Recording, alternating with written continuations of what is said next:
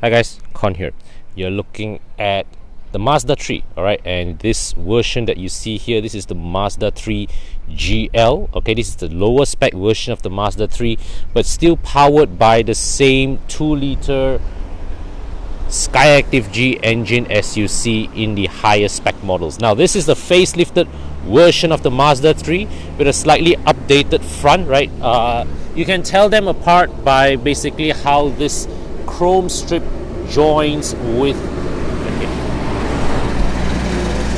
Okay, so here we have the waste management lorry.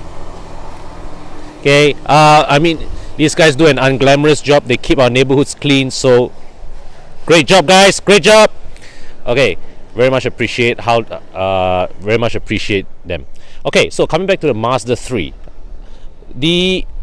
you can see, right, so the facelift version, this grille here joins with the headlight, and this being the GL model, you get halogen headlamps. Okay, so you get the projector bulb here, and here this is the, I believe this bulb doubles as high beam as well as the bulb type daytime running lights. Good enough. Okay, so in appearance, right, compared to the higher spec model that gets LED headlamps, this is one step down. But if you compare to many other models out there that give you halogen reflectors, this looks way more respectable.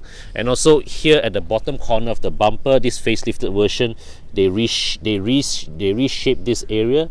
Then the signal lamp here now becomes straight with this chrome finish to extend it further.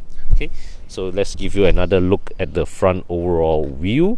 Then we come to the side. Now the biggest most obvious visual differentiator between this and the high spec variants of the Mazda 3 are the alloy wheels, right? And Mazda has this funny practice of offering their alloy wheels, you know, in two size increments. So this one this is 16-inch wheels. The next step up, the high spec models, gives you 18. There are no 17-inch options available with the Mazda 3, and this, I checked, seems to be a practice globally. Yeah, so I think many people would find this to be a slightly under-tired kind of appearance. I think is okay. I'm okay to accept this, but yeah, I think a lot of people will look at this and say tak boleh lah, may want to go and upsize the rim, but hey, the choice is yours. So the one area where I feel the GL spec is really lacking compared to the higher spec models is the absence of keyless entry. Now I don't mind going to halogen headlamps, I don't mind going to downsized tires, but at this price segment, right, I think keyless entry really should come standard, and this is one area which the Mazda 3 GL here loses out a bit, right, in its proposition as a complete package. Because otherwise, right, you look at this car, 108,000 ringgit with insurance, 108,000 ringgit with insurance, right, you get a 2-liter engine, is fantastic value, but the loss of keyless entry may be a bit of a deal breaker to some at this price point already. So you come to the back. Okay, so the taillights are also different from the high spec model. At first glance, the difference is not obvious, but instead of LED illumination, you get bulb type illumination. But kudos to Mazda for not making it significantly different from a visual standpoint. So when an onlooker walks past your base spec Mazda 3 GL, if they don't look at the wheels, it's not immediately obvious that you have bought the low spec model. Okay, so you also get reverse camera, which to me I think is a must-have these days for any family car. Now the boot, okay, opening of the boot. There is no release button here anywhere, so you have to take the key out and open by the remote. And as you can see, the boot is not particularly big, but not small either. Okay, beneath you've got a spare tire, a space saver spare tire, and you've got that first aid emergency kit. inside this compartment, I believe, is where the jack is hidden. Yep, it's the jack. So it's a well-sized boot, but not particularly large, and you get gooseneck hinges that further impede a little on the storage capacity. So when you load your things, you have to keep this area clear for the boot hinge. Okay, now let's go inside. From here you can see this is decent, okay, but not the most spacious if you stack this up against the Honda City, but I believe it looks serviceable, right? So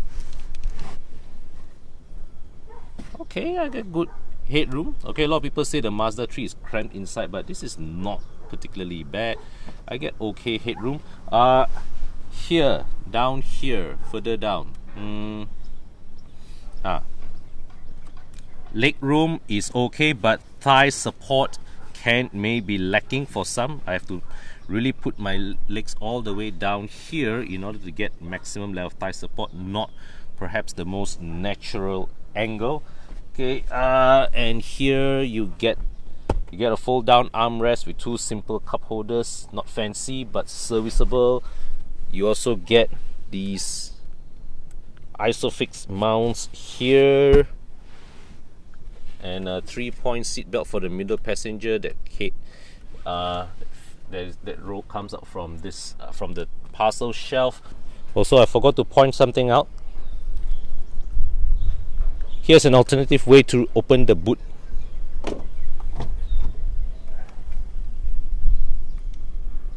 Okay, here's a release button.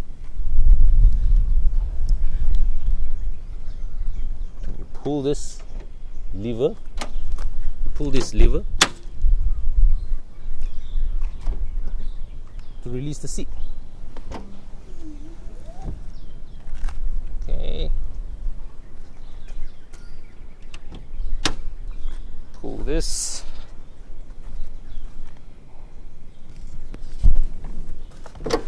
And this comes down. So the use of this seat belt here attached to the top panel, this may impede a little, but it's not a big deal.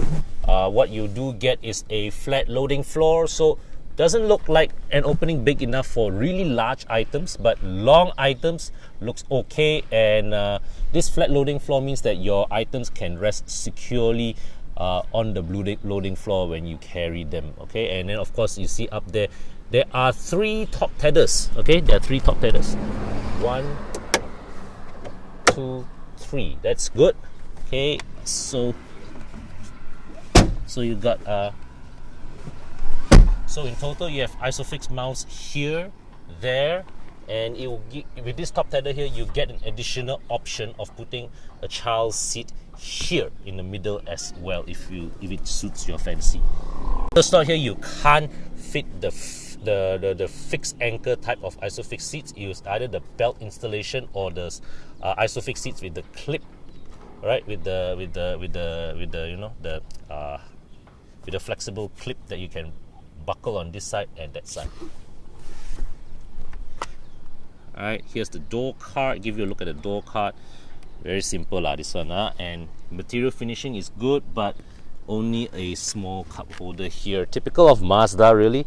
Not giving you much in terms of storage space, but very, very good finishing. Now we come inside. Okay, so here is the front dash. Let me start the engine. You do get push start button, which I believe is unnecessary if you do not have keyless entry, but I think I've explained before in my Mazda 2 review why Mazda gives you the push start button as standard. It is so that they don't have to spend money to mold 2 different dashboards, because otherwise, right, you will have to mold an extra steering. In this case, you may have to mold an extra steering column to take the key start. So it is easier, more cost effective perhaps, just to standardize push start and then let the consumer option whether they want to have the keyless entry module or not. So this is the instrument cluster, speedometer in the center, a digital rev counter here. Then at this side here you get the multi-info display. I shall browse. Yeah, so average fuel consumption, current fuel consumption, average speed, range. So very simple stuff. Okay, and then there's the steering wheel. This side is blank, but this side you still get audio controls, so it's pretty alright. You get a touchscreen. You get this the freestanding touchscreen, MZD Connect. Aircon is manual, looks a bit rudimentary at this price segment, but usable. Okay, fairly usable. 6-speed automatic transmission with sport mode, and then you get the rotary control knob, and of course here's a look at the reverse camera. Okay, the lights are on. Now let me switch off the lights. Okay, so clarity is all right. Okay, not BMW or Mercedes clear, but all right.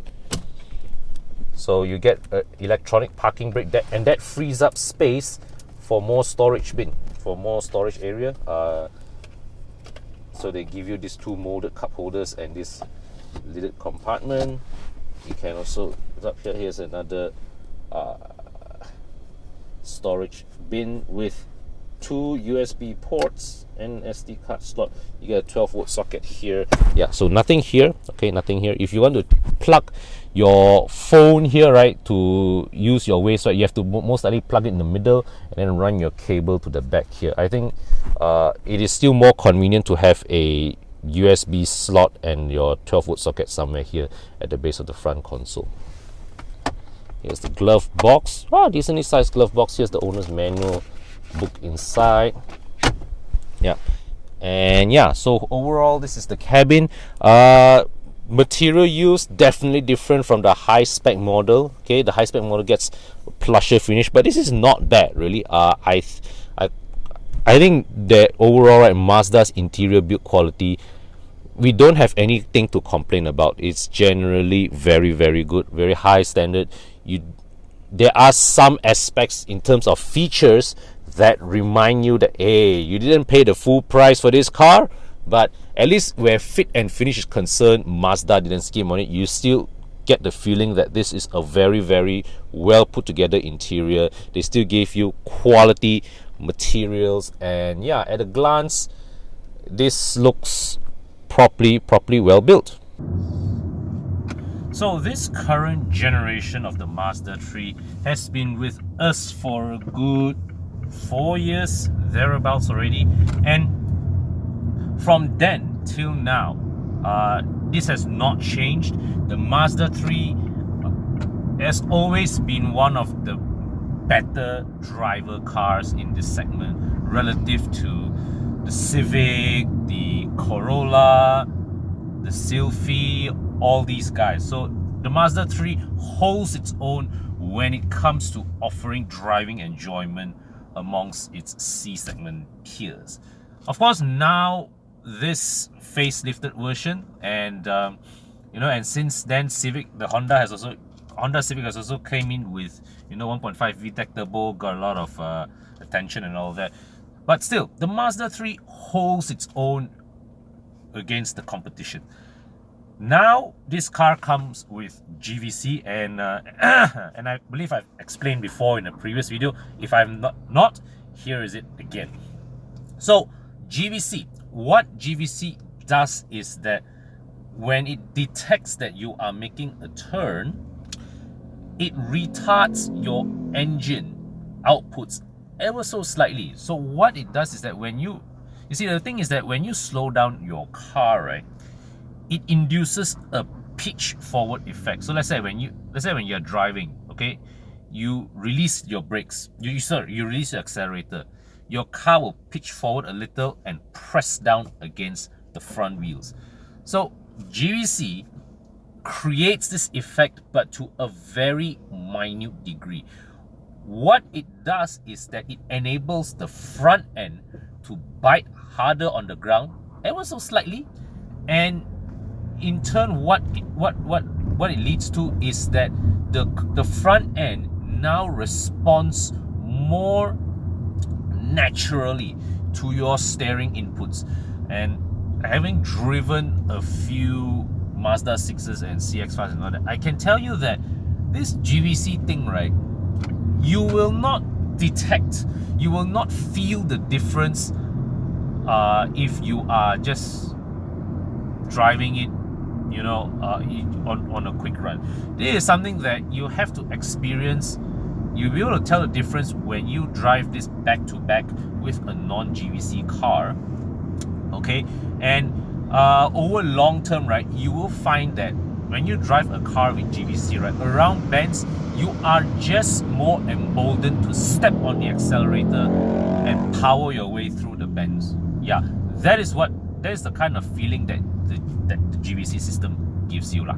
So the Mazda 3, as even right from the start, this car already has solid dynamic fundamentals. So the driving and ability of this car is not in question.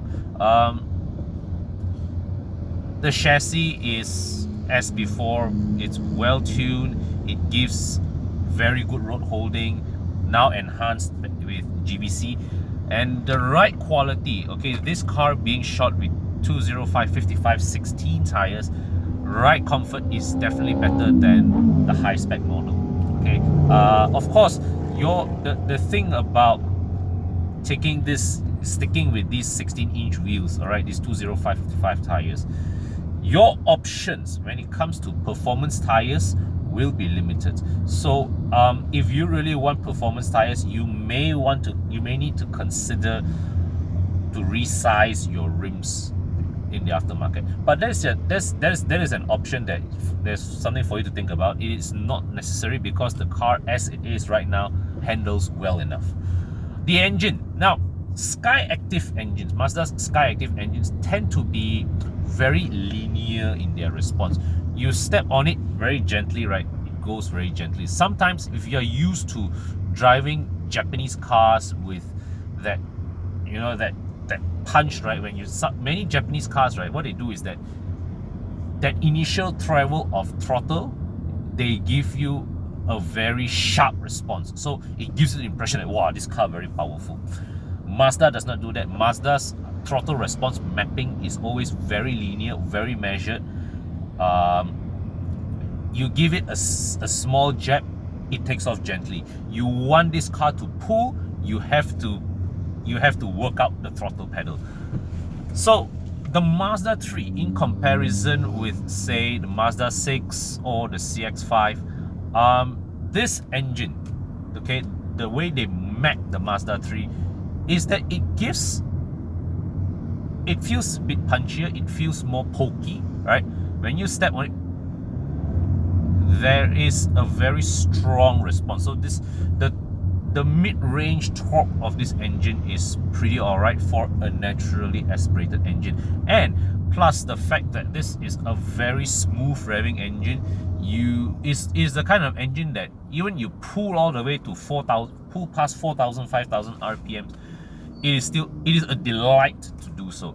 So where driving enjoyment is concerned, okay, you don't lose anything in the Mazda 3 by picking the lower spec model, okay. In fact, you probably gain a little bit in terms of ride comfort compared to the bigger, the higher models with 18-inch wheels.